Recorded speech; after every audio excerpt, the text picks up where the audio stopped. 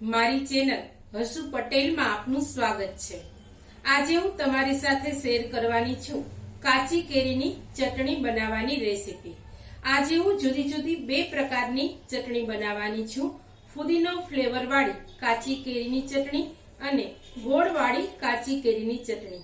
તો ચાલો બનાવીએ કાચી કેરીની ચટણી।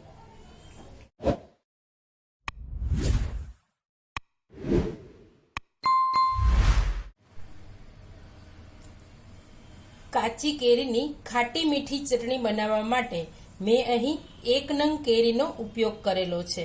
અહીં મેં કેસર કેરી લીધી છે। સૌપ્રથમ તેની છાલ આપણે દૂર કરી દેશું।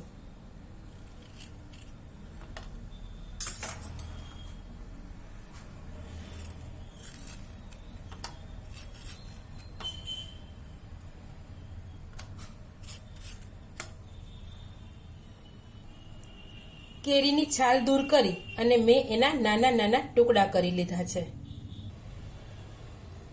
ચટણી બનાવવા માટે સૌપ્રથમ મિક્સર જાર લેશું અને તેમાં કેરીના ટુકડાને ઉમેરી દેશું।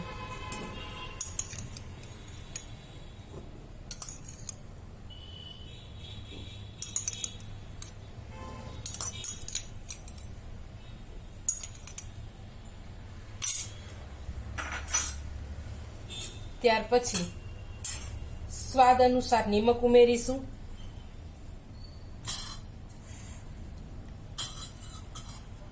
જીરું ઉમેરીશું, ધાણા જીરું પાવડર ઉમેરીશું, થોડી હિંગ ઉમેરીશું, લાલ મરચું પાવડર ઉમેરીશું।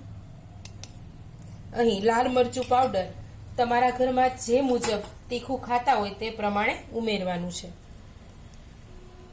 ધાણા ભાજી ઉમેરી દેશું અને કોઈ પણ પ્રકારના પાણીનો ઉપયોગ કર્યા વગર આપણે તેને પીસી લેવાનું છે।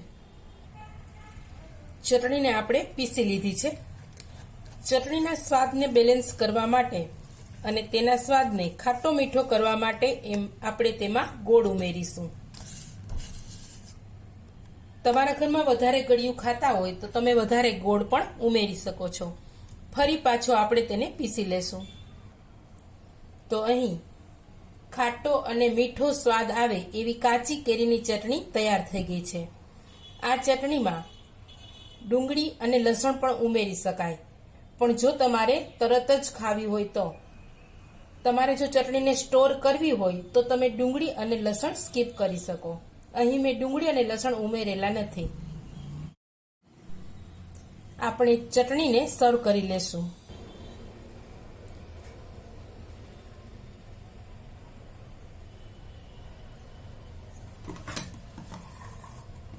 આ ચટણીને તમે એરટાઇટ કન્ટેનરમાં ભરી અને ફ્રીજમાં સ્ટોર કરી શકો છો।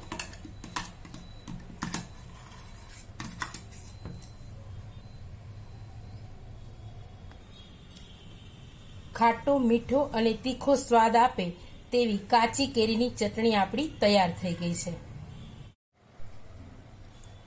હવે આપણે ફુદીનો અને ધાણા ભાજીના ફ્લેવર વાળી કાચી કેરીની ચટણી બનાવીશું। તે માટે મેં અહીં એક મીડિયમ સાઇઝની કેરીના નાના ટુકડા કરી લીધા છે। કેરીના ટુકડાને મિક્સર જારમાં એડ કરી દીધા છે। આ ચટણીમાં આપણે લાલ મરચું પાવડરનો ઉપયોગ નથી કરવાના, એટલા માટે મેં અહીં તીખા મરચાંનો ઉપયોગ કર્યો છે। તમારા ઘરમાં જે મુજબ તીખું ખાતા હોય તે પ્રમાણે તમે મરચાંના ટુકડાનો ઉપયોગ કરી શકો છો। 8-10 કળી લસણની ઉમેરેલી છે। સ્વાદ અનુસાર નિમક ઉમેરીશું, આખું જીરું ઉમેરીશું,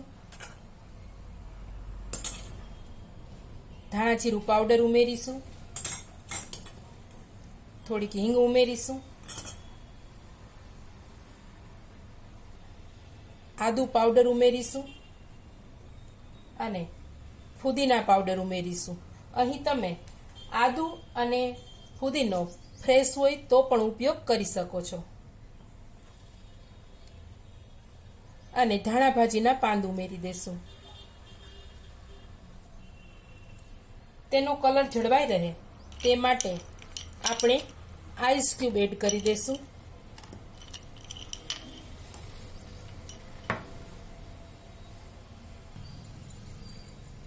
થોડી વરિયાળી ઉમેરી દઈશું. વરિયાળીનો સ્વાદ આ ચટણીમાં ખૂબ જ સરસ આવે છે. હવે બધી વસ્તુને પીસી લેશું. ચટણી છે એ પીસીને તૈયાર થઈ ગઈ છે. એમાં થોડી ખાંડ ઉમેરીશું અને ચલાવી લેશું.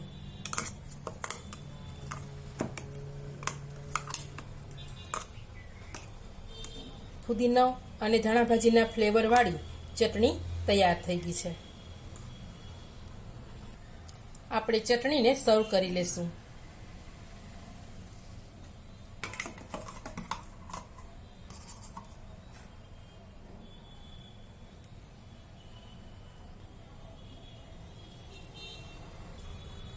ફુદીનો અને ધાણા ભાજીના ફ્લેવરવાળી ચટણી તૈયાર થઈ ગઈ છે. કાચી કેરીની ખાટી મીઠી ચટણી અને કાચી કેરીની ફુદીનો ફ્લેવરવાળી ચટણી તૈયાર છે. આ ચટણી રોટલી, ભાખરી, પરોઠા અને થેપલા સાથે ખૂબ જ સરસ લાગે છે. મારી ચેનલમાં નવા હોય તો મારી ચેનલને સબસ્ક્રાઈબ કરજો અને આ વિડીયો લાઈક અને શેર કરજો. ફરી મળીશું એક નવી રેસીપી સાથે. ત્યાં સુધી આવજો.